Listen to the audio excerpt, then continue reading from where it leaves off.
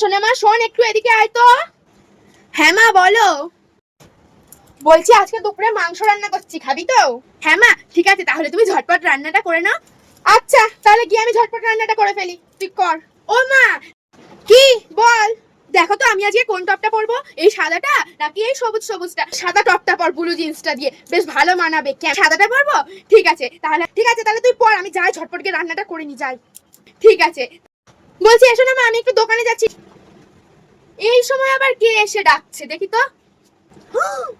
চলে এসছে এই কুটনি মহিলা কূটনীতি করতে। আরে শোন শোন এদিকে আয়। আবার পিছন থেকে ডাকছে। বললাম না আমাদের বাড়িতে এখন কেউ নেই, তুমি যাও বাড়ি যাও। শোন এদিকে আয়, আমি এখন ভিডিও বানাবো। বাড়িতে খেয়ে দিয়ে কোনো কাজ নেই, ভর দুপুর বেলা লোকের বাড়ি কূটনীতিগিরি করতে চলে আসছো। আরে তোর মাকে তো দেখলাম দোকানে যেতে, তুই তো বাড়ি আছিস, দরজাটা খুললে। যাও বাড়ি যাও। ভালোই তো দেখছি নেচে নেচে ভিডিও করে বেড়াচ্ছিস, ব্যাপার কি? কি বললি শালার বুড়ি? তো ভিডিও করে কি পাস শুনি? বাবা বাবা বাবা, রিলস দেখো ফোনে আর কমেন্ট করতে আসো বাড়িতে, তাই না? বাড়ির কাজ করলে তো তাও কাজে দেয়, বার কদিন পরে তো শ্বশুর বাড়ি যাবে।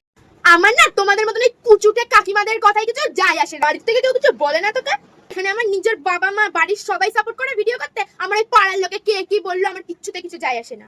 ভিডিও করা কিচ্ছু হবে না, কিচ্ছু হবে না। শ্বশুর বাড়ি গিয়ে কাজকর্ম করবি তো শ্বশুর দেখো খুনি কিছু করতে পারি কি না পারি।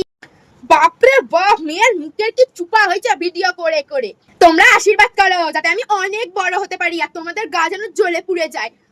তোমাদেরকে তো আমি একদিন জ্বলিয়েই ছাড়বো। বেশি কথা বলে না, লোকের বাড়ি এসে ঝগড়া বাঁধানো, লোকের বাড়ি গিয়ে কাটি করা, কূটনীতি করা বার করে দেবো। তারাও সময়টা শুধু আসতে দাও। থাক বাবা তুই, আমার বাড়িতে অনেক কাজ পড়ে আছে, এমন ঝেমে দিয়েছি আর তো দাঁড়ানোর ক্ষমতা নেই। এবার তো বলবাই যে আমি বাড়ি যাই। যাও যাও, তোমাকে বলছি না আমাদের বাড়িতে বসো, তোমাকে চা করে দিচ্ছি। যাও আবার যাও।